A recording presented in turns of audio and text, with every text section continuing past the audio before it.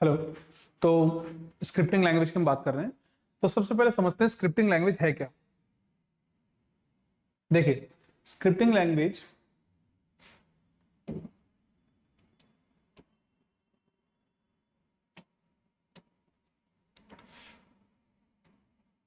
Scripting language हमारी दो main parts में है। सबसे पहले है हमारी सर्वर साइड, दूसरी है हमारी क्लाइंट साइड। ठीक है, तो जो सर्वर साइड है इसका एक एग्जांपल है हमारा PHP। ठीक है, तो यहां पर स्क्रिप्टिंग लैंग्वेज की बात स्टार्ट हुई इसीलिए क्योंकि PHP एक सर्वर साइड स्क्रिप्टिंग लैंग्वेज है। क्लाइंट साइड की स्क्रिप्टिंग लैंग्वेज कौन सी है? इसका एग्जांपल है जावास्क्रिप्ट।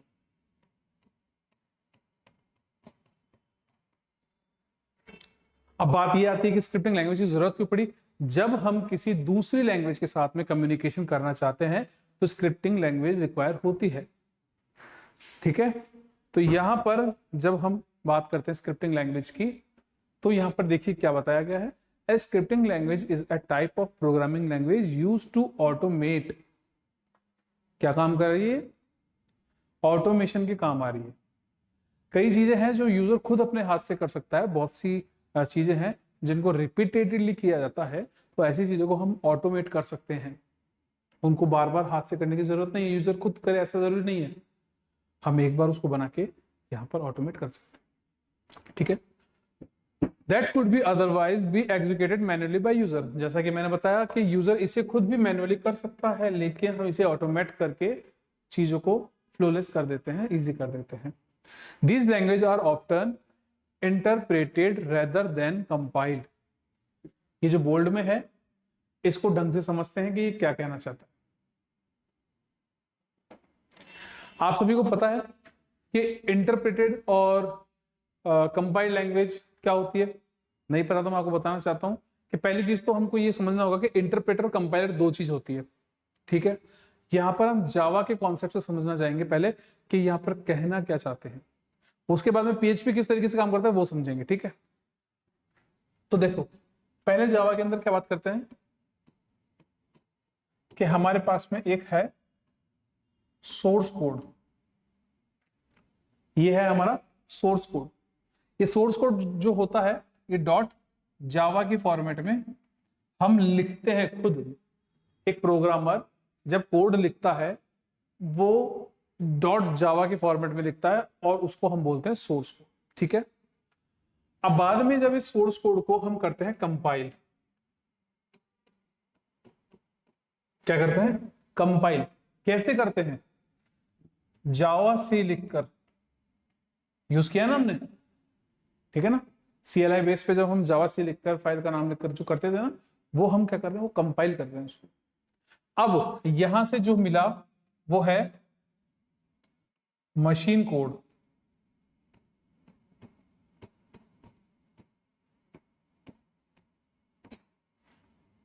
क्लियर है?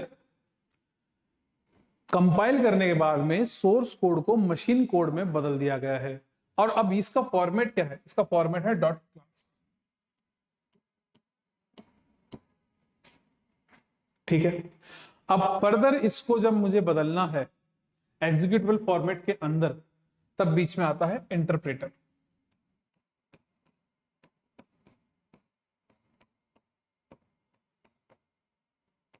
और ये इसे बदलता है एग्जीक्यूटेबल फॉर्मेट में।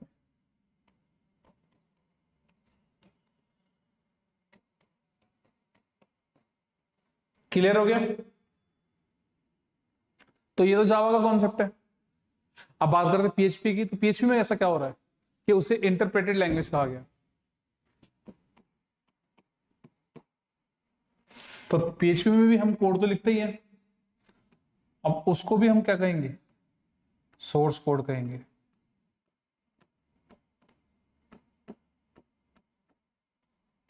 अब ये जो फाइल है सोर्स कोड जिसमें हमने लिखा है ये होता है डॉट PHP की फॉर्म। ठीक है,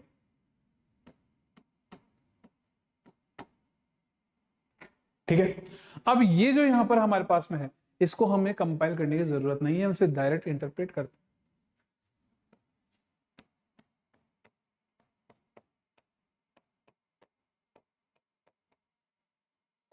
और इंटरप्रेट करने के बाद में हमारा ये जो कोड है ये एग्जीक्यूटेबल फॉर्मेट में कन्वर्ट हो जाता है।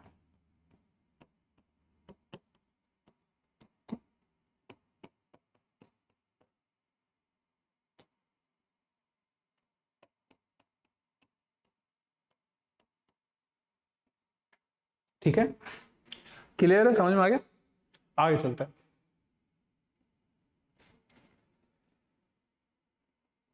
Scripting languages are typically use for, देखो हम ये जानना चाहते हैं कि हम इसको यूज तो कर रहे हैं, लेकिन कारण क्या है हम इसे यूज कर रहे हैं? क्या ऐसा कुछ है जो इसके बिना नहीं हो सकता था?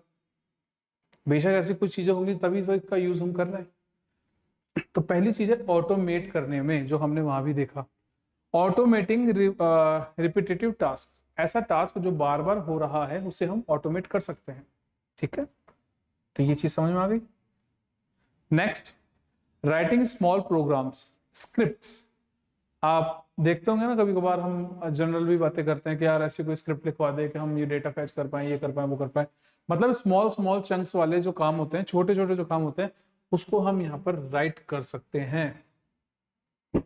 ठीक है, दूसरा क्या बोलता है, एनहेंसिंग वेब पेजेस और एप्लीकेशन। कैसे इनहेंस कर रहा है ये? पहली चीज तो आप ये समझिए कि इसके पास में कुछ फीचर्स है, एक्स्ट्रा फीचर्स, जिसके कारण ये हमारे इनहेंस करता है चीजों को वेब पेज में।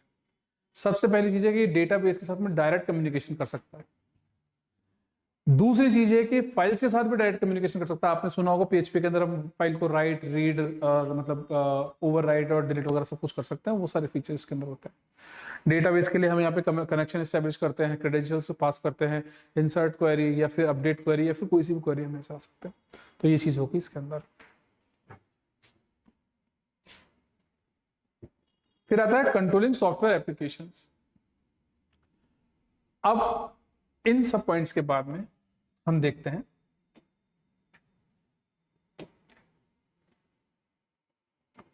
Types of scripting language. मैंने आपको जैसे ही शुरू हुआ था इस चीज के बारे में बताया था कि हमारी जो स्क्रिप्टिंग लैंग्वेज है वो दो टाइप की है। पहली जो थी वो हमारी थी सर्वर साइड स्क्रिप्टिंग लैंग्वेज, और दूसरी थी वो थी क्लाइंट साइड। क्लाइंट साइड के अंदर जो थी वो थी जावास्क्रिप्ट। तो मैं यहां लिख रहा हूं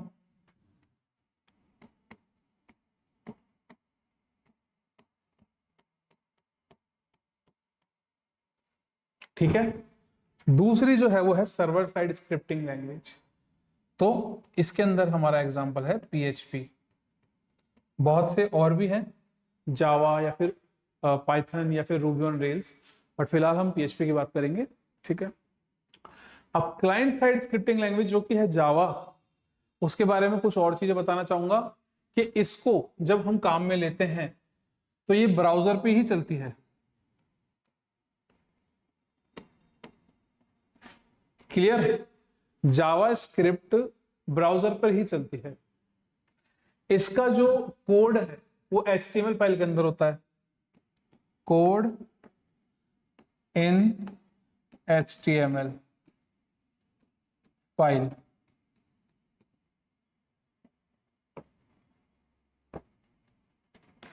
दूसरा, ये UI के रिलेटेड काम को करने के लिए यूज आता है, UI related work. No direct communication with database.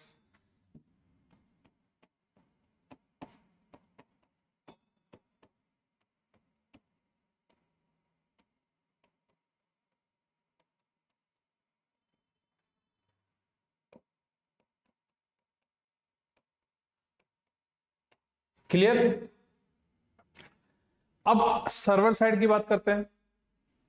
तो रन ऑन सर्वर, इसका जो कोड है ना वो सर्वर पर ही रन होता है। वेब ब्राउजर पे इसका कोड नहीं आता। वेब ब्राउजर पे सिर्फ और सिर्फ इसका रिस्पॉन्स, रिजल्ट आता है। ठीक है, तो यहां पर जितना भी कुछ होगा वो सारा का सारा कोड पहले रन होगा सर्वर के ऊपर और उसके बाद में उसका रिजल्ट आएगा हमारे पास में। ये चीज होगी clear. Direct communication with database,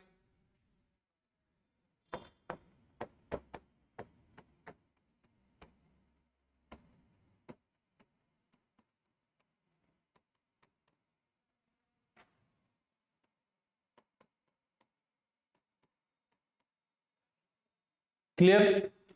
उसके बाद में हम क्या कहते हैं, ये काम क्या आता है, ये बैक एंड लैंग्वेज की तरह बिजनेस लॉजिक लिखने में काम आता है। To write business logic back end language.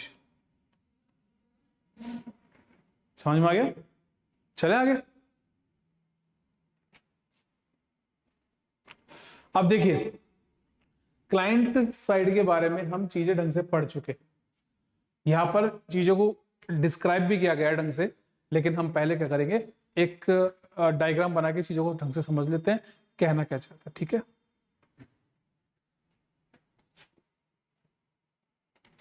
तो देखो, सबसे पहले हम क्या बोलते हैं कि हमारे पास में यहां पर एक कोई यूजर होगा, यूजर ले लेते हैं यहां पे। ठीक है, इस यूजर के पास में कोई वेबसाइट विजिट करने की एक मतलब मान लो कि इच्छा है या कुछ भी है जो ये यूजर चाहता है, लेकिन क्या ये डायरेक्ट सर्वर के ऊपर जाकर रिक्वेस्ट कर सकता है क्या? इसको बीच में मीडिएटर चाहिए, और मीडिएटर बहुत सारे हैं सर्वर तक पहुंचने के लिए। तो पहले यूजर एंड से स्टार्ट करते हैं। सबसे पहले से एक डिवाइस चाहिए होगा, वो डिवाइस या तो कंप्यूटर हो सकता है, लैपटॉप हो सकता है, मोबाइल हो सकता है। ठीक है, तो हम यहां पर एक डेस्कटॉप लेते हैं।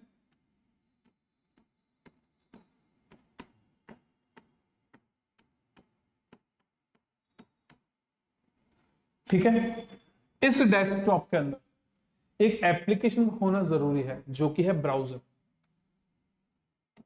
With browser. ठीक है,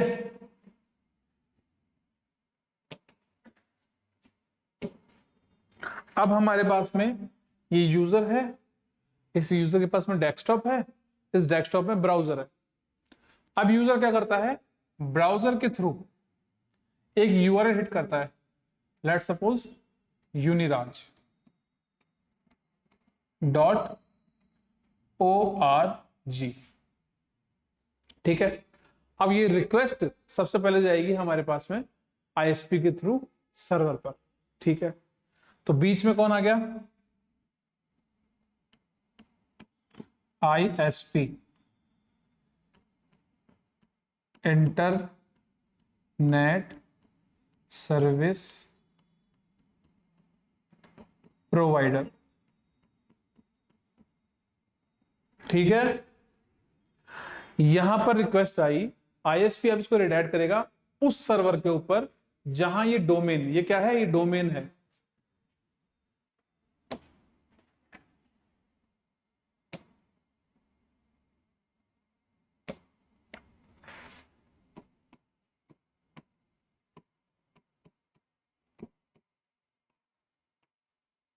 क्या है, ये एक डोमेन है। अब इस डोमेन को एक आईपी एड्रेस के साथ में एसोसिएट किया गया है। ठीक है, लेट सपोज ये 192.168.0.0 समथिंग है, वैसे ये नहीं है, लेकिन आप एक बार अज्यूम कर लीजिए। जब हम इस डोमेन को हिट करते हैं इस आईपी एड्रेस के थ्रू, आईएसपी के थ्रू जब ये जाएगा, तो वेब क्रॉलर के थ्रू, यानी कि स्पाइडर्स होते हैं नेट पे जो क्या करते हैं, क्रॉल करते हैं पूरे वेब पर सिमिलर रिजल्ट्स को फाइंड आउट करने के लिए। अब मान लो ये फाइंड आउट करते करते करते करते एक सर्वर पे पहुंचता है। ठीक है,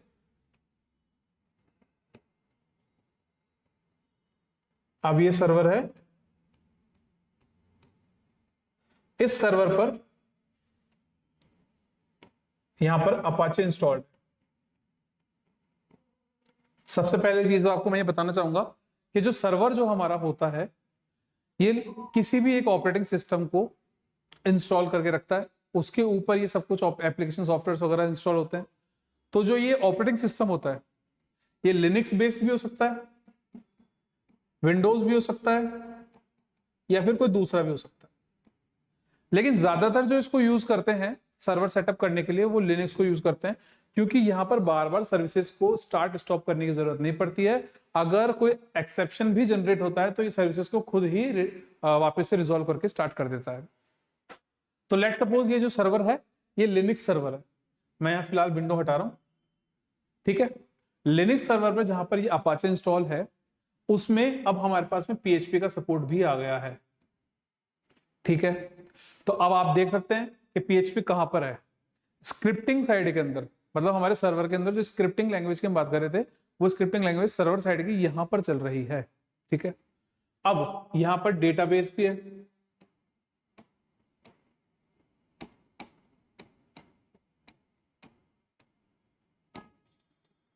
ठीक है।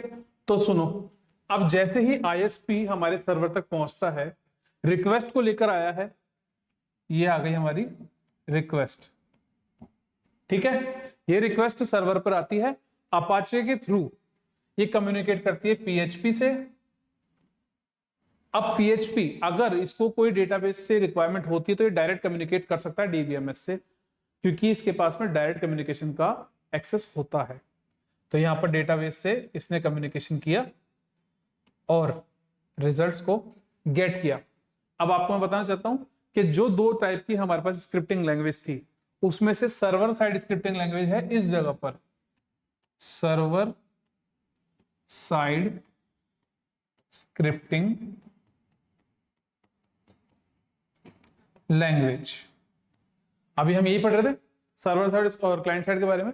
तो देखो सर्वर साइड तो आ गई उस जगह पे, अब यहां पर कौन सी है, यहां पर है client side, client side scripting language. और इनका एग्जांपल क्या था, इनका एग्जांपल था इसका तो जावा स्क्रिप्ट और इसका था पीएचपी। अब मैं आपको इन दोनों चीजों के बारे में कुछ बताना चाहता हूं। जैसे ही हम बात करते हैं जावा स्क्रिप्ट की, तो यहां पर जैसे रिक्वेस्ट गई, अब यहां से रिस्पॉन्स जा रहा है, वो रिस्पॉन्स यहां डेस्कटॉप के ऊपर आया। इस रिस्पॉन्स के अंदर जावा स्क्रिप्ट का कोड भी अवेलेबल है जो कि HTML के अंदर एम्बेडेड है, लेकिन यहां पर कहीं भी पीएचपी का कोड नहीं मिलेगा, क्योंकि यहां से पीएचपी का कोड आगे जाता ही नहीं है, वो सारा का सारा यहीं पर सॉल्व होगा। यहां से क्या जाएगा फिर पीएचपी से रिलेटेड, यहां से जाएगा रिस्पॉन्स, रिजल्ट। तो पीएचपी को हम इस तरीके से भी देख सकते हैं कि सिक्योरिटी पर्पस से या फिर डेटा बेस में कोई भी हम कम्युनिकेशन करना चाहते हैं उस बेसिस पे, या फिर बिजनेस लॉजिक को हाइड करने के बेसिस से ये लैंग्वेज यहाँ पर जरूरी हो गई, ठीक है। अब हमारे पास में यहाँ पर जो भी कुछ आया वो एक आप क्या काम कर सकते हैं, ब्राउजर के ऊपर इंस्पेक्ट जब भी करेंगे तो वहां पर आपको सारा कोड दिखेगा। वहां पे आपको स्क्रिप्ट के टैग भी दिखेंगे, मेटा के टैग भी दिखेंगे, आपको सीएसएस के टैग भी दिखेंगे और बहुत सारे एचटीएमएल के टैग्स भी दिखेंगे। वहां आपको जावास्क्रिप्ट भी देखने को मिल जाएगी, लेकिन पीएचपी का सिर्फ और सिर्फ रिजल्ट मिलेगा। जैसे कि मान लो कोई एडिशन सब्ट्रैक्शन या फिर मान लो कोई स्ट्रिंग पास की गई है या कुछ भी, वो सारा रिजल्ट यहाँ पे आ गया। तो ये क्लियर हो चुका है कि सर्वर साइड कहाँ पे काम करती है और क्लाइंट साइड कहाँ पे काम करती है, ठीक है। चलो आगे चलते हैं। देखिए अब क्लाइंट साइड की बात करते हैं। It is perform to generate a code that run on a browser. अभी हमने देखा सारा, अभी हमने जो डायग्राम बनाया था उसके अंदर क्लाइंट साइड को हमने रखा था ब्राउजर के एंड पे। क्यों? क्योंकि वहां पर HTML के टैग के अंदर सारा का सारा कोड जावास्क्रिप्ट के थ्रू आ चुका है और अब वो रन भी किस पे होगा, वो ब्राउजर पर ही रन होगा। तो पहला पॉइंट क्लियर है आप लोगों का, ठीक है। चलो आगे देखते हैं।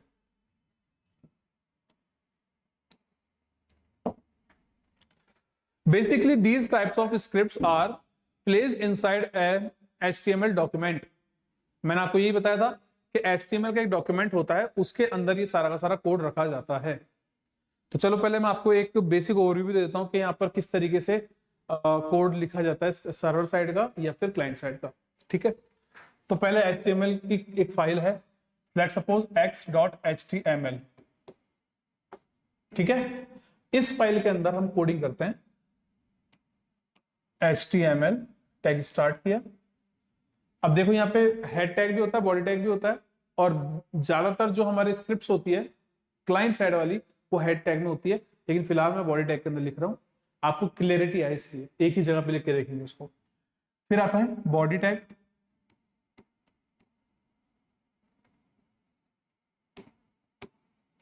अब यहां पर हम बात करते हैं सबसे पहले क्लाइंट साइड की।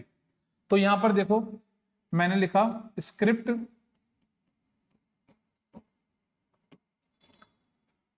डॉक्यूमेंट डॉट राइट और एक मैसेज फ्लक्स, और इस स्क्रिप्ट को मैंने कर दिया यहां पे बंद, ठीक है। अब इसके बाद में हम दूसरी लैंग्वेज की बात करते हैं, सर्वर साइड स्क्रिप्टिंग लैंग्वेज की। उसे भी हम यहीं पर इसी जगह पे लिखेंगे, जो कि है इस तरीके से PHP क्वेश्चन मार्क इको, ठीक है। अब इसके अंदर एक मैसेज हम डालना चाहते हैं, let's suppose PHP by flux Educare,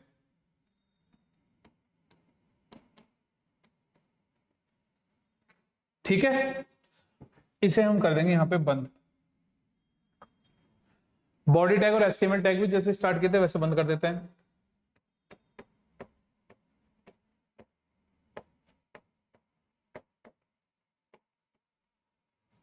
अब आप लोग ये मत सोचना यहाँ पे बड़ा भी था यहाँ पे छोटा भी है, HTML के अंदर ही चलता है, ठीक है।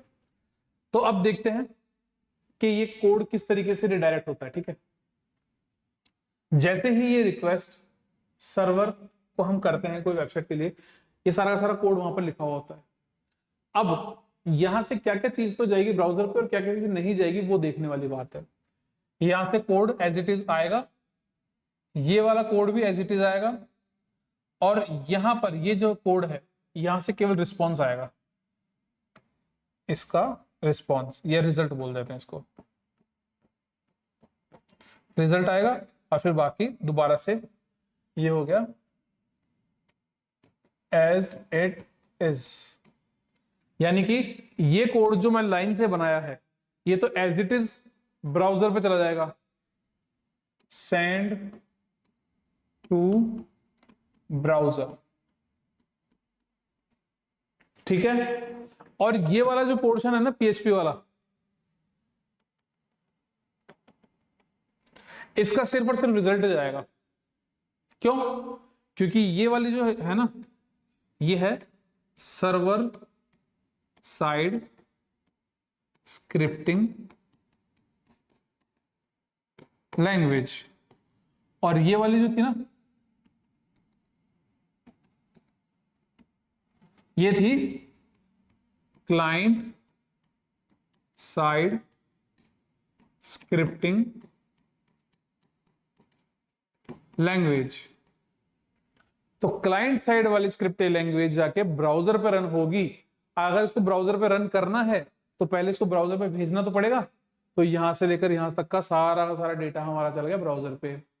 HTML टैग के अंदर गया ना, HTML टैग के अंदर क्लाइंट साइड की स्क्रिप्ट ऐसे के ऐसे आगे चली गई, ठीक है। लेकिन जैसे ही सर्वर साइड वाले की बारी आई तो ये बोल रहा है कि मैं इसको ब्राउजर पे नहीं भेजने वाला, इसके अंदर मेरा बिजनेस लॉजिक छुपा हुआ है, मैं यहां से सिर्फ रिजल्ट भेज सकता हूं। तो इसने क्या किया, केवल रिजल्ट भेजा। समझ में आ गई? ये ब्राउजर के ऊपर जाके रन होगा, ये सर्वर पे रन हो चुका। देखिए आगे क्या देखते हैं, ये वाला पॉइंट हो चुका हमारा। The client side scripting can be used to examine the user's form for the errors before submitting it and for changing the content according to the user input। तो देखिए यहां ये क्या कहना चाह रहा है कि जब हम एक फॉर्म को सबमिट करते हैं उससे पहले ये उसे एग्जामिन करता है एरर्स के लिए। यानी कि हम एक फॉर्म को वैलिडेट करवा सकते हैं कि किस इनपुट फील्ड में क्या डेटा जाना चाहिए। होता भी है, जब आप किसी वेबसाइट को विजिट करते हैं, वहां देखते हैं कि बहुत तरीके के उसमें इनपुट फील्ड्स वगैरह हैं, वहां पे एक फॉर्म वगैरह अवेलेबल है, वहां पर ये सब चीजें हमको भरनी है। तो जब आप ये सब चीजें करते हैं तो क्या आप ऐसा करते हैं कि सब कुछ करने से मतलब फॉर्म वगैरह सब कुछ कंप्लीट भरने के बाद में आपने उसको सेंड कर दिया, ठीक है, अब रिस्पॉन्स आ रहा है सर्वर की तरफ से कि भैया ये चीज तो गलत है, आपने ईमेल आईडी के अंदर @ ही नहीं लगाया, और फिर आप अब क्या @ लगा देते हैं, अब क्या डॉट लगाना भूल जाते हैं, फिर आप सेंड कर देते हैं, फिर वहां से रिस्पॉन्स आता है कि भैया आप क्या डॉट नहीं लगाया आपने। तो ये जो वैलिडेशन है ये PHP कर सकता है, लेकिन बार बार इसके कारण से क्या हो रहा है, रिस्पॉन्स रिक्वेस्ट हो रही है और सर्वर पे जा रहा है लोड। तो इस चीज को मिनिमाइज करने के लिए, सर्वर के एफर्ट्स को कम करने के लिए, सर्वर साइड स्क्रिप्टिंग लैंग्वेज को मतलब आराम देने के लिए क्लाइंट साइड स्क्रिप्टिंग लैंग्वेज एक काम करती है कि भैया मैं इसका वैलिडेशन तो खुद ही कर लूंगी, जैसे ही फॉर्म आएगा मैं उसको एरर्स वगैरह के लिए सब कुछ चेक कर लूंगी, जब सब कुछ परफेक्ट होगा तब मैं आगे भेजूंगी। ये क्लियर हो गया? The effective client side scripting can significantly reduce the server load. यही चीज मैंने बोली कि भैया सर्वर का लोड क्या होता है, रिड्यूस होता है इसको लगाने से, वरना क्या होगा, रिक्वेस्ट रिस्पॉन्स ही चलता रहेगा, ठीक है। तो यहाँ पर इसके आने से क्या हो गया कि भैया यहीं पर जो हुआ वो सब चेक हो जाएगा, वहां पर नहीं भेजा जा रहा। It is designed to run as a scripting language utilizing a web browser as a host program। यहाँ पर वेब जो ब्राउजर है इसको होस्ट प्रोग्राम के रूप में काम में लिया जाता है, क्योंकि यहाँ पर ही वेब ब्राउजर के ऊपर ही सारी की सारी गणित जो है वो चलती है क्लाइंट साइड स्क्रिप्टिंग लैंग्वेज की। देखिए जो सर्वर साइड स्क्रिप्टिंग लैंग्वेज है PHP, उसके लिए हमको एक एनवायरनमेंट बनाना पड़ता है। जैसे कि मैंने आपको बताया था सर्वर के अंदर अपाचे इंस्टॉल था, उसके अंदर PHP चलता है, डेटाबेस से कम्युनिकेट करता है, तो सब कुछ स्टैब्लिश करना पड़ता है। लेकिन जब मैं बात करता हूं क्लाइंट साइड स्क्रिप्टिंग लैंग्वेज यानी कि जावास्क्रिप्ट की, उसके लिए कुछ नहीं चाहिए, आपको एक नोटपैड ओपन करना है, HTML का कोड लिखना है, जैसा कि हमने अभी थोड़ी देर पहले लिखा था, उसके अंदर क्लाइंट साइड वाली जावास्क्रिप्ट को लिखना है वहां पे, और जैसे आप लिखकर उसको सेव करेंगे और उसको ब्राउजर पर चलाएंगे वो आराम से चलेगा। क्योंकि सर्वर साइड यानी कि PHP को चलने के लिए चाहिए पूरा का पूरा सेटअप, अपाचे वगैरह का इनका है ना, लेकिन इसको चलने के लिए चाहिए सिर्फ और सिर्फ ब्राउजर, क्योंकि ब्राउजर्स बनाने वाली जितनी भी कंपनीज है उनको इंस्ट्रक्शंस है कि आपके पास में ये चीजों का सपोर्ट होना जरूरी है। तो जावास्क्रिप्ट को जो भी चलने के लिए रिक्वायर है वो सब ब्राउजर में ऑलरेडी दिया जाता है, ठीक है। चलो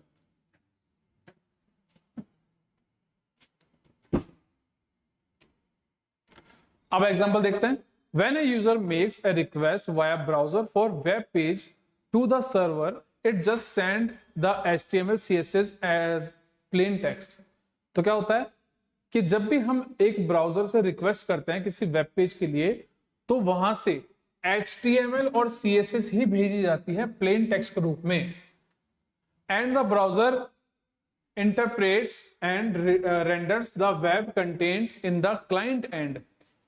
ब्राउजर क्या करता है, इस सारी चीजों को रेंडर करके क्लाइंट एंड पे ब्राउजर के ऊपर ही इसको चला देता है, सर्वर पे इसको चलाने की जरूरत नहीं है। ये तो मैंने आपको बताया था ऑलरेडी कि भैया HTML CSS और क्लाइंट साइड स्क्रिप्टिंग लैंग्वेज जो है वो ब्राउजर पर ही चलती है, सर्वर साइड स्क्रिप्टिंग लैंग्वेज जो है वो सर्वर पे चलती है, जो कि है PHP।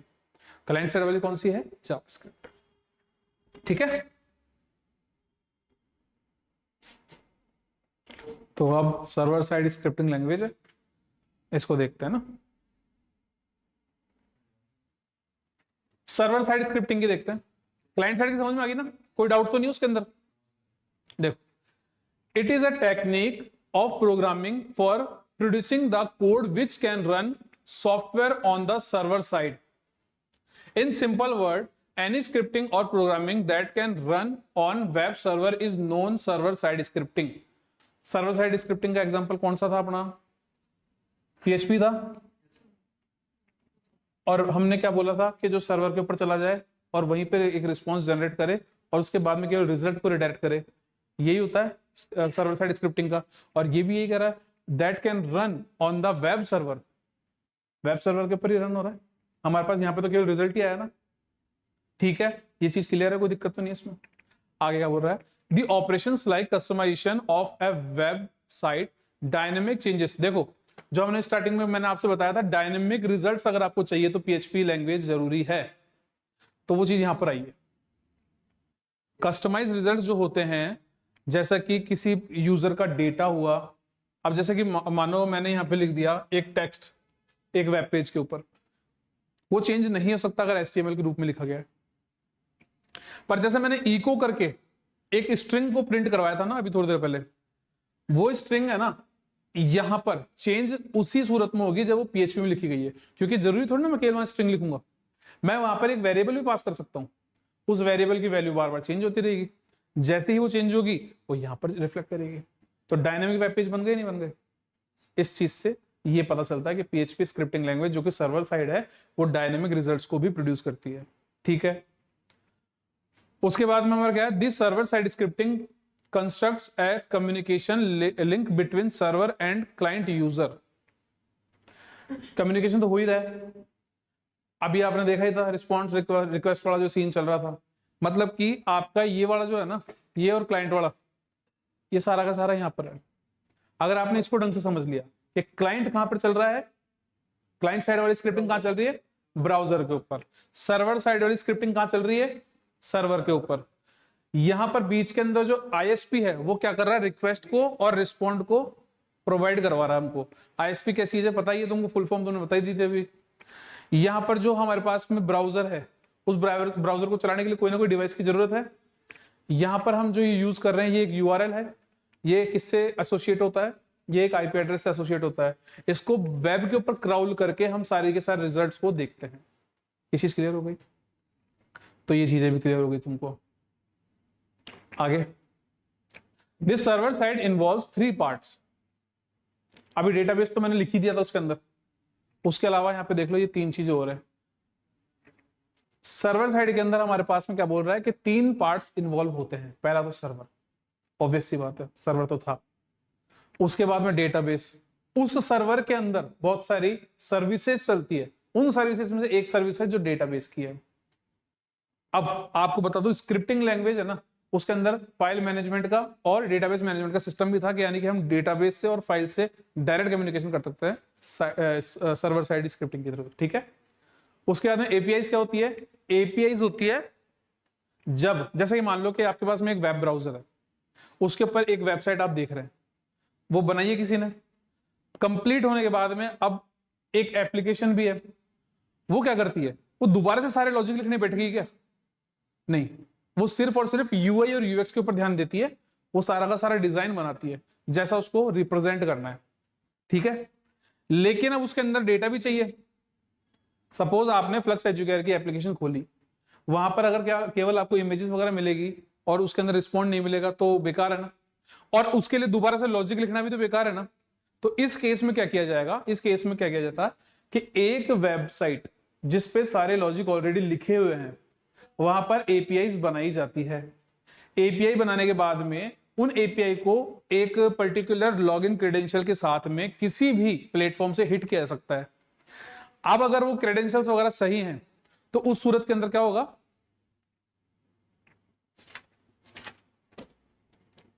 उस सूरत के अंदर होता है हमारे पास में रिजल्ट।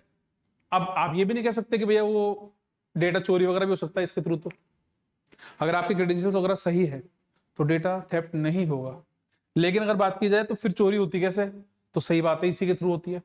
जब ये चीज परफेक्ट तरीके से इनिशियलाइज नहीं की जाती, यहां पर कोई ना कोई लूप होल रह जाता है, तब आपके होता है सिक्योरिटी ब्रीच। वो यही पॉइंट है। लेकिन फिलहाल हमारा पॉइंट क्या है कि ये 3 पार्ट होते हैं हमारे। ये चीज समझ में आ गई? आगे चलते हैं। Back and web software developed by the server side scripting language. मतलब ये क्या करना चाहता है, पहले चीज तो ये समझो बैक एंड क्या है, फ्रंट एंड क्या है। इसको अलग ही ले लेते हैं ना।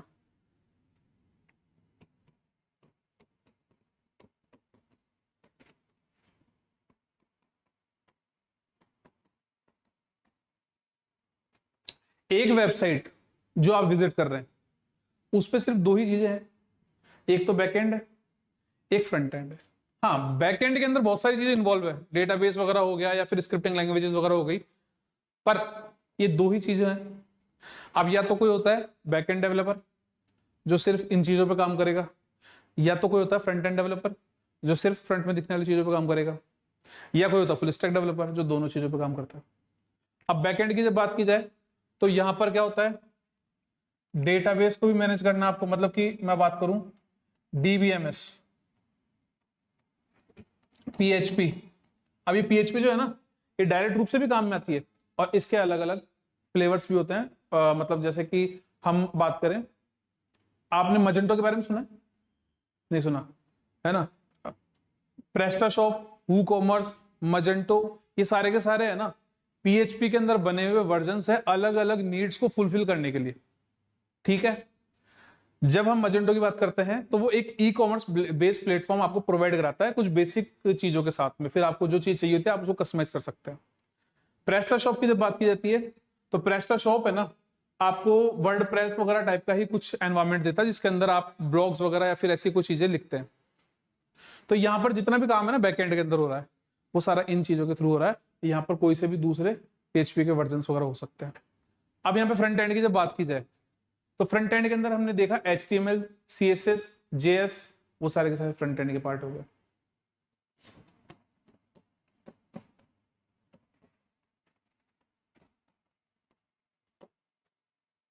ये समझ में आ गया ना फ्रंट एंड बैक एंड वाला सिस्टम। तो यहां पर जो गणित है ना वो ये कह रही है कि back and web software developed by the server side scripting language, server side scripting language से बैक एंड सॉफ्टवेयर को बनाया जाता है। समझ गए? समझ में आ रही ना? चलो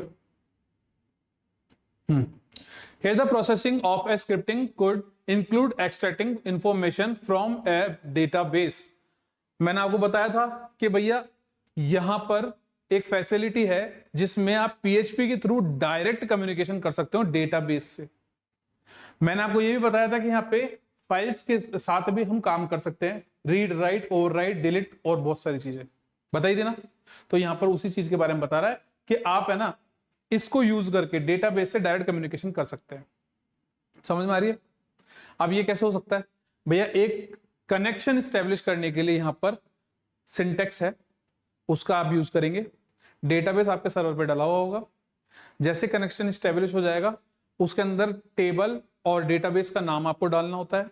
जो इंफॉर्मेशन आपको रिट्रीव करनी होती है उसके लिए क्वेरी लिखी जाती है, जो चीज आपको स्टोर करनी होती है इसके लिए क्वेरी लिखी जाती है। ऐसा करने से डायरेक्टली आपको डेटाबेस से आउटपुट मिल जाएगा। अब बात करें PHP तो ये काम कर पा रही है, जावास्क्रिप्ट भी यही काम कर सकती है क्या? वो भी तो स्क्रिप्टिंग लैंग्वेज है, वो नहीं कर सकती क्योंकि डेटाबेस कभी भी किसी ब्राउजर के ऊपर रेंडर नहीं हो रहा है। वो कहां पर पड़ा है? वो सर्वर के ऊपर पड़ा है। सर्वर पर जो चीज रखी गई है वो वहीं पर यूज की जाएगी और बाद में वहां पर से रिजल्ट जाएगा। तो यहां पर PHP जो हमारा है वो क्या कर रहा है? रिजल्ट्स को जनरेट कर रहा है, जनरेट करने के बाद में रिस्पॉन्स को भेज रहा है। और क्लाइंट साइड के अंदर हमारे पास में क्या थी? जावास्क्रिप्ट थी, वो तो वहीं पे जाके वेब पे ही रन हो रही है ना, वेब ब्राउजर के ऊपर ही। तो जो चीज वहां रन हो रही है वो डेटाबेस को एक्सेस कैसे कर सकती है? वो नहीं कर पाएगी। लेकिन जो यहां पर है वो डेटाबेस को एक्सेस करता है, रिजल्ट्स को बनाता है और आगे भेजता है। जैसा कि मैंने आपको कहा कि PHP के थ्रू आप किसी यूजर को जिसने लॉगिन किया है उसके कॉन्टेक्ट डिटेल्स वगैरह या और भी बहुत सारी चीजें उनको यूज करते हैं और डायनेमिक वेब पेजेस को बनाते हैं। तो जब डेटाबेस को एक्सेस कर रहा है तभी तो डायनेमिक कर पा रहे हैं अपन। क्लियर हो गई? ठीक है, देखो मैंने कहा था कि हम केवल PHP की बात कर रहे हैं, लेकिन इसका मतलब ये नहीं कि PHP अकेली है। तो वहां पर जो कुछ 2-3 एग्जांपल है वो उसके बारे में बताया एग्जांपल के रूप में। बाकी क्या कह रहा है? The scripting is being processed and the output is send to the browser. मैंने यही बताया था अभी थोड़ी देर पहले कि ब्राउजर, मतलब देखो अगर बातों को गौर से सुनोगे ना तो आपको यहाँ जो लिखा हुआ पढ़ने की जरूरत नहीं है, सब कुछ पहले क्लियर हो जाएगा। बस अपन यहाँ पर रेफरेंस के तौर पे देख रहे हैं चीजों को कि एक स्क्रिप्टिंग लैंग्वेज जो कि सर्वर साइड है वो केवल ब्राउजर पे रिस्पॉन्स भेज रही है और उसके अलावा कुछ नहीं कर रही है। ठीक है, दूसरी लाइन क्या कह रही है? The web server abstract the scripting from the end user. यार ये लाइटों का चक्कर बड़ा खराब है यार। util serving the content which makes the database and source code more secure। ऐसा करने से हो क्या रहा है भाई? मैं इस कोड को वहीं भेज दूं ना, मैं सर्वर के ऊपर लोड ही क्यों ले रहा हूं? जिसके ब्राउजर पे क्लाइंट साइड वाली लैंग्वेज चल रही है वो इसको भी चला लेगा, इतना सफिशिएंट तो होगा उसका सिस्टम। लेकिन ऐसा कर रहे हैं क्योंकि हमको सिक्योरिटी ब्रीचेस को ध्यान में रखते हुए एक प्लेटफॉर्म बनाना जो सिक्योर हो। अब यहां पर मैंने कुछ भेजा ही नहीं, सब कुछ अब्स्ट्रैक्ट कर लिया, सब कुछ मेरे पास ही रखा हुआ है, जब मैंने आगे कुछ भेजा ही नहीं तो कुछ चोरी हो सकता है क्या? तो यहाँ पर सिक्योरिटी रीजन के साथ ये चीजें की गई है। अब यहाँ पर बता रहा है कि भैया 3 लैंग्वेजेस है जो ये सेम काम कर पा रही है, ठीक है। PHP हम पढ़ रहे हैं, पाइथन भी सेम काम करती है, रूबी ऑन रेल्स है वो भी सेम काम करती है। ये शायद आप लोगों के सिलेबस में आएगा भी आगे जब आप MC वगैरह करेंगे, तीनों आएंगे एक्चुअली, PHP नहीं आएगा, ठीक है। ये चीज समझ में आ गया आपको? अब देखो एक डिफरेंस टेबल है यहां पर क्लाइंट और सर्वर के बारे में।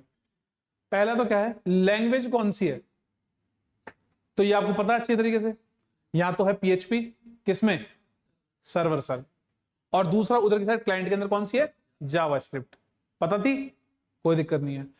एग्जीक्यूट ऑन कौन किस पे चलता है ये तो पता है ना आपको, तो ये तो किस पे चलता है, ठीक है, और वो किस पे चलता है, कोई दिक्कत नहीं है ना। एक्सेस टू डेटाबेस, डेटाबेस का एक्सेस किसके पास होता है, ये मैंने बताया था अभी थोड़ी देर पहले, सर्वर वाले के पास में होता है, लेकिन ये नहीं यूज कर सकता, डायरेक्ट यूज नहीं है इसका, ये किसी दूसरे को मीडिएटर बना के ही डेटाबेस को यूज कर सकता है, जो कि ऑब्वियसली बात है यहाँ पर PHP है। समझ में आ गई? आगे यूज्ड फॉर, ये बैकएंड के लिए अभी बताया थोड़ी देर पहले, वो फ्रंट एंड के लिए, फ्रंट एंड के पार्ट होते हैं UI और UX, मैंने बताया था ना, देखो वहां पे UI का जिक्र है कि नहीं है, ठीक है। तो क्या बोल रहा है, बैकएंड लॉजिक्स DB इंटरेक्शन, यानी बैकएंड के जितने भी लॉजिक्स वगैरह हैं वो लिखने के लिए, और लॉजिक्स का क्या होगा, केवल रिजल्ट जाएगा आगे और कुछ भी नहीं जाएगा। और उसके बाद में क्या है, DB इंटरेक्शन, यानी कि मैंने बताया कि DB के साथ इंटरेक्शन भी करता है रिजल्ट जनरेट करने के लिए, जो कि डायनेमिक हो सकते हैं, ठीक है। उसके बाद में यहाँ पे क्या है, UI बिहेवियर और इंटरेक्टिविटी, समझ में आ रहा है, यानी कि दिखावे से रिलेटेड जो भी काम हो रहा है वो सारा उसमें हो रहा है, सुंदर दिखना, कलर वगैरह कैसा होना, साइज वगैरह, या फिर जो मतलब आप बोलते हैं एनिमेशन वगैरह जो चीजें होती है ना, वो सारा उसमें हो रहा है, ठीक है। जैसे कि आप जाते हैं, एक मेन्यू है बहुत बड़ा सारा, उसके ऊपर होवर करते हैं वो ड्रॉप डाउन लिस्ट आ जाती है उसके अंदर, वो जो चीज अचीव हुई है ना वो उससे हुई है जावास्क्रिप्ट से, उसका भी बहुत अच्छा मार्केट है, ठीक है। कैन रन इंडिपेंडेंटली, ये जो है ना नीड सर्वर, इसको तो सर्वर चाहिए ही चाहिए। अब भले से मैं खुद के सिस्टम पे भी चलाऊंगा ना इसको, जैसे कि जो नेक्स्ट क्लासेस हमारी होने वाली है ना उसके अंदर मैं आपको बताने वाला हूं कि इसको कैसे सेट करते हैं। अगर मैं यहां पर बात कर रहा हूं कि इसको चलाना है तो इसके लिए पूरा का पूरा एनवायरनमेंट सेट करना जरूरी है। अपाचे सर्वर डलेगा, उसमें XAMPP इंस्टॉल होगा, उसको मतलब क्या नाम से सिस्टम में डालने के बाद में ही हम PHP को यूज कर पाएंगे। अब ये तो मेरा लोकल है तो मैं ऐसे कर रहा हूं, लेकिन जब मैं मतलब ब्राउजर के ऊपर ये चीज एक्सेस कर रहा हूं किसी दूसरे के सर्वर से, तो उसने भी सबसे ये चीजें सेम है ना कर रखी है अपने सिस्टम पे, तब हम वो एक्सेस कर पा रहे हैं। अब जो सर्वर है वो विंडो बेस भी हो सकता है, लिनक्स बेस भी हो सकता है, लेकिन जो चीज ज्यादा अच्छा रिस्पॉन्स देती है हम उसको करते हैं प्रेफर। अब क्या होता है, विंडो बेस जो होता है ना उसको आपको बार बार स्टार्ट स्टॉप करना पड़ता है, लेकिन यहाँ पर सर्वर के अंदर जो हम लिनक्स बेस बनाते हैं उसमें ये चक्कर नहीं है, उसमें एक बार आपने बना दिया, जब तक सर्वर चालू है आपका सिस्टम चलता रहेगा, कोई स्टार्ट स्टॉप की दिक्कत नहीं है। अगर बाय चांस वो क्रैश हो भी जाता है तो सर्विस ऑटोमेटिक स्टार्ट हो जाती है। तो ज्यादातर लिनक्स बेस लिया जाता है, पर मैंडेटरी नहीं है। लिनक्स बेस सर्वर होते हैं लेकिन मैंडेटरी नहीं है, ठीक है। आगे चलते हैं। अब उसमें क्या है, ये कहीं पे भी चलेगा, ब्राउजर होना चाहिए बस, क्योंकि ब्राउजर के अंदर आज जितने भी बन रहे हैं ये कह के मतलब ब्राउजर को बनाया जा रहा है कि ये सारी सर्विसेज तो होनी ही चाहिए अगर एक बेसिक ब्राउजर है तो अगर बेसिक ब्राउजर है तो जावास्क्रिप्ट उसके ऊपर डायरेक्ट रूप से रन करेगी। तो यानी जावास्क्रिप्ट को चलाने के लिए आपको क्या चाहिए, ब्राउजर, कुछ भी नहीं चाहिए। आप अभी सिस्टम ऑन करो, नोटपैड खोलो, HTML की फाइल बनाओ, उसके अंदर जावास्क्रिप्ट का कोड लिखो और उसको ब्राउजर पे जाके चेक करो, खूब मस्त चलेगा, कुछ भी इंस्टॉल करने की जरूरत नहीं है। क्लियर हो गई दिमाग में? आगे चले। डिफरेंस बिटवीन सर्वर्स, अभी देखो वो जो रामायण थी ना उधर वो यहाँ पर है, तो अपन इसको स्किप करना है, ठीक है। आपके लिए ये मतलब रेफरेंस रहेगा इसलिए मैंने यहाँ पे लिख दी सब चीजें, ठीक है। हाँ, ये कुछ और इसके जैसे अपने 3 देखे थे ना वहाँ पे एग्जाम्पल, ये कुछ और एग्जाम्पल्स है जिसमें से आपने शायद PHP, रूबी ऑन रेल्स, इसको रूबी भी बोलते हैं, रूबी ऑन रेल्स भी बोलते हैं, ठीक है, और पाइथन, ये 3 वहां देखी थी, बाकी के यहाँ पर। ठीक है, आगे देखते हैं। Server side scripting is useful in customizing the web pages and implement the dynamic changes in the website। बार बार वही चीज आ रही है, डायनेमिक डायनेमिक डायनेमिक, समझ में आ रहा है डायनेमिक का मतलब क्या होता है? चीजें क्लियर है ना, कोई दिक्कत तो नहीं है? The client side script can effectively minimize the load of server। इसका यूज क्यों होता है क्लाइंट साइड वाले का? ऊपर तो स्क्रिप्टिंग सर्वर की बात हो गई, अब नीचे क्लाइंट आ गया, कंफ्यूज मत होना। ये बोल रहा है कि क्लाइंट साइड वाले को यूज ही इसीलिए कर रहे हैं ताकि सर्वर का लोड है ना वो कम किया जा सके, और इसका कोई यूज नहीं है। और दूसरी बात तो यूआई यूएक्स में भी काम आ रही है, ऑब्वियसली बात है, पर वैलिडेशंस वगैरह जितनी भी चीजें हैं ना उनके अंदर ज्यादातर यूज किया जाता है, वरना जावास्क्रिप्ट के अलावा भी बहुत सारे तरीके जिससे वेबसाइट को बहुत अच्छा दिखाया जा सकता है। ठीक है, व्हाट इज पीएचपी? वैसा तो हम समझ चुके हैं पीएचपी के बारे में, पर फिर भी एक थियोरेटिकल बेस पे हम देखेंगे चीजों को। PHP is a programming language for building dynamic websites, है ना? डायनेमिक वेबसाइट क्या होता था? Dynamic interactive websites. ठीक है, इंटरेक्टिव और डायनेमिक वेबसाइट्स को बनाने के लिए पीएचपी का यूज किया जाता है। General rule, PHP programs run on a web server. ठीक है, समझ में आ रही है? आगे देखते हैं। One of the key feature of PHP is that you can embed PHP code with HTML web pages. जो पीएचपी का बेसिक काम है ना वो क्या है कि हम है ना यहाँ पर पीएचपी के कोड को एचटीएमएल के साथ में एम्बेड भी कर सकते हैं, यानी कि साथ डाल सकते हैं। वो बात अलग है कि वो रन होके केवल रिजल्ट ही भेजेगा वेब ब्राउजर के ऊपर। समझ में आ रही नहीं चीज? इसमें तो वो नहीं डाउट वगैरह। ठीक है, फिर what exactly does the dynamic phase does, मतलब कि डायनेमिक फेज है ना उसका मतलब क्या है वो समझाने की कोशिश कर रहा है। अभी देखो, a dynamic web page is a page whose content can change automatically each time the page is viewed। यानी कि जब भी पेज को देखा जाए तब उसका कंटेंट चेंज मिले। वो यूजर के अकॉर्डिंग भी हो सकता है, वो टाइम के अकॉर्डिंग भी हो सकता है, रीजन के अकॉर्डिंग भी हो सकता है, इंटरेस्ट के अकॉर्डिंग भी हो सकता है, डायनेमिक होगा। लेकिन ये बात श्योर है, और वो अगर अचीव किया जा रहा है तो वो पीएचपी के थ्रू किया जा रहा है, क्योंकि डायनेमिक बनाने की कैपेबिलिटीज इसी के पास है।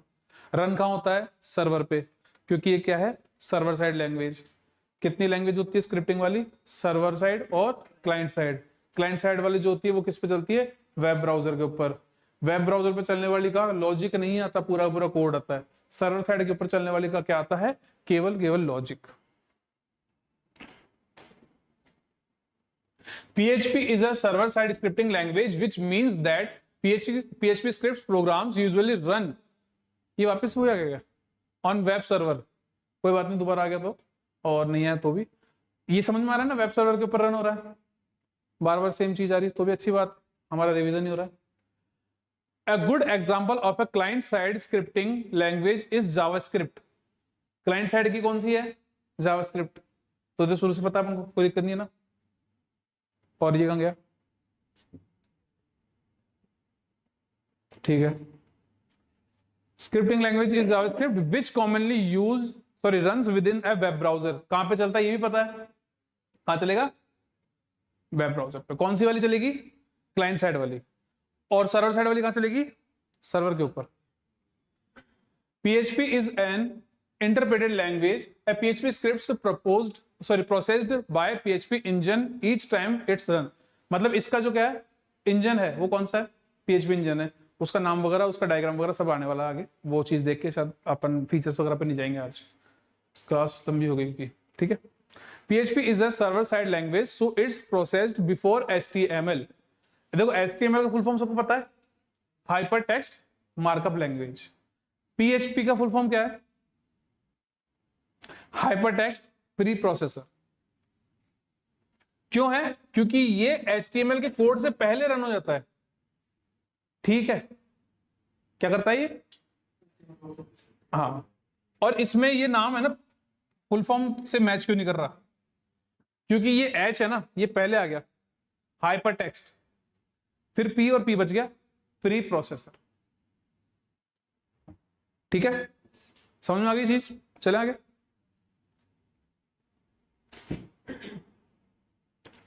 The process of running a PHP script on a web server looks like this। अब यहां पर एक सिनेरियो दिया गया है, सिनेरियो को हम पढ़ के इसको खत्म करेंगे, क्योंकि ऐसा कुछ भी नहीं है जो हमने आपको पढ़ाया नहीं है, तो अब इसको जल्दी देख लेते हैं।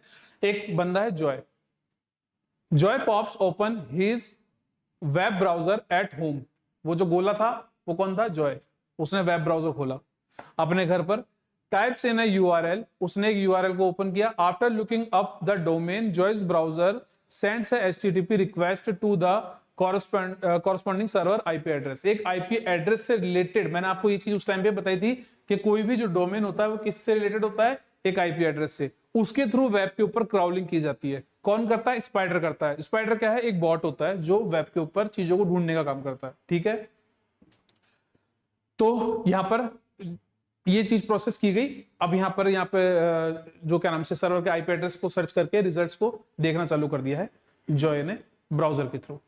आगे देखते हैं। The web server handling HTTP request for the domain receives the request and notes that the URL ends with .php। जब उसने ये चीज करी, जो रिक्वेस्ट वहां से आई, रिस्पॉन्ड वहां से आया, तो वो ये देखता है कि उसके लास्ट में जो भी उसने कुछ सर्च किया था उसके लास्ट के अंदर .php करके रिस्पॉन्ड आया है। Because the server is programmed to automatically redirect all such requests to the PHP layer, it simply invokes the PHP interpreter and passes it the contents of the named file।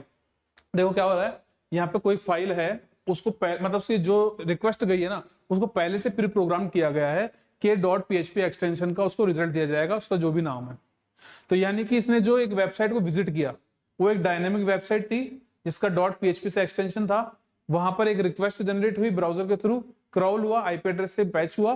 Patch होने के बाद में यहाँ पे एक request generate हुई जिसको last में देखा तो .php से सफिक्स उसको मिला। ये सब चीज क्लियर होती जा रही है, कोई दिक्कत तो नहीं है। डायग्राम थोड़ा बना के दिखा चुका, हालांकि इसका भी आने वाला आगे। ठीक है, the PHP interpret फार्सेस the file execution the code in the special PHP tags. यानी कि जितना भी जो कोड था वो PHP के टैग्स के अंदर था। स्पेशल टैग्स कौन से थे? मैंने बनाए थे ना, देखे थे ना आपने, समझ आ गई था। With in these tags you can perform calculation process. मतलब कि PHP का मेन काम क्या है? बिजनेस लॉजिक्स वगैरह को हम इसमें लिखते हैं। तो यानी कि यहाँ पर जितना भी काम हो रहा है वो बैकएंड रिलेटेड ही होगा। और वैसे भी मैंने तो बताया था कि बैकएंड लैंग्वेज ही, और इसके अलावा और भी लैंग्वेजेस है जो बैकएंड की है, जावा, पाइथन वगैरह बहुत सारे एग्जाम्पल थे ना। तो यहां पर क्या क्या काम किया जा रहा है? Calculation process and input interact with the database. Database से इंटरेक्शन होता है, चीज पढ़ी थी हमने। और उसके अलावा किससे होता है? फाइल से। 2 बार 3 बार बता दिया, वो यहां पर आ गया। अब रीड एंड राइट फाइल्स, 2 चीज थी, दोनों चीजें आ गई। हालांकि सिर्फ 2 ही चीज नहीं है, बहुत सारी चीजें हैं। ये इसके फीचर्स हैं जिसमें से हमने 2 चीज डिस्कस करी है ना, आगे और भी चीज देखेंगे। The list goes on once the script interprets has complete executing the PHP instructions. It return the result। मतलब कि जब PHP की फाइल का पूरा काम कंप्लीट हो जाता है, जैसा कि मैंने बताया था आपको, जब PHP की फाइल का पूरा काम कंप्लीट हो जाता है, कहां पे कंप्लीट हो रहा है? सर्वर पे। कहां हो रहा है? सर्वर पे। तो वहां से केवल रिजल्ट भेजा जा रहा है, रिजल्ट ही भेजा रहा है ना केवल। और किस पे भेजा जा रहा है? वेब ब्राउजर के ऊपर। Return the results to web browser, browser पे आ रहा है। Cleans up after itself and goes back into hibernation. यानी कि ये ऐसा नहीं है कि बस अब लगातार रिस्पॉन्ड आया जा रहा है। उसका काम खत्म हो गया, उसने रिस्पॉन्स जनरेट किया, आपको भेज दिया, वेब ब्राउजर आपको दिखा रहा है। उस टाइम पर वो हाइबरनेशन में है, उसको दूसरा कुछ काम दोगे वो करके दे देगा, तब तक वो आराम कर रहा है। ठीक है, और बाकी का काम कौन संभाल रखा है? Client side language. किस पे चलती है? ब्राउजर पे। कौन है? जावास्क्रिप्ट। ठीक है, the result return by the interpreter. ये मैंने बताया था PHP कौन सी है, क्लियर है ना? Are transmitted to Joe's browser by the web server. अब जो भी कुछ हुआ उसके बाद में वो हाइबरनेशन में चला गया, उसने रिजल्ट भेज दिया, वो सारा सारा ब्राउजर पे आ गया। किसके? जॉय के। तो जॉय ने एक कोई चीज सर्च करी और उसकी रामायण हमको देखनी पड़ी, लेकिन समझ में आई सब चीजें? कोई भी चीज मिस हुई? कुछ चीज डाउट? चले आगे। ये रहा जॉय, देखते हैं इसने क्या किया था। ये है क्लाइंट का सिस्टम जॉय। इसने विंडोज OS बेस्ड सिस्टम को यूज किया है जिसमें एक ब्राउजर है। उस ब्राउजर के ऊपर कुछ रिक्वेस्ट को जनरेट किया गया। पहले तो ये सर्च नहीं किया गया था, कुछ भी सर्च किया गया था इसके थ्रू, मान लो वो जो सर्च किया गया था उससे यहां पर गया रिक्वेस्ट। ये जो ऊपर वाली लाइन है ना, ये किसकी है?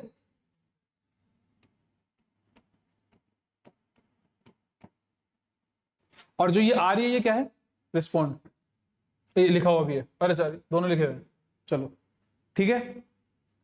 अब यहां पर आए अपन, मैंने आपको बताया था कि जरूरी नहीं है जो सर्वर है वो लिनक्स बेस्ड हो, लेकिन लोग इसको काम में लेते हैं क्योंकि इसके अंदर सर्विसेज बहुत अच्छी चलती है।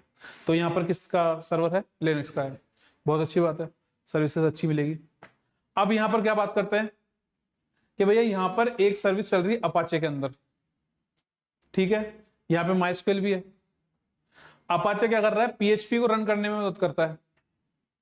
मैंने कहा था ना कि पीएचपी को चलाने के लिए आपको सेटअप करना जरूरी होता है, तो वो सेटअप हो रखा है यहाँ पे इस सर्वर पे। ये सर्वर भी किसी ना किसी का कंप्यूटर तो है ही ना, तो यहाँ पर ये सेटअप हो रखा है सारा।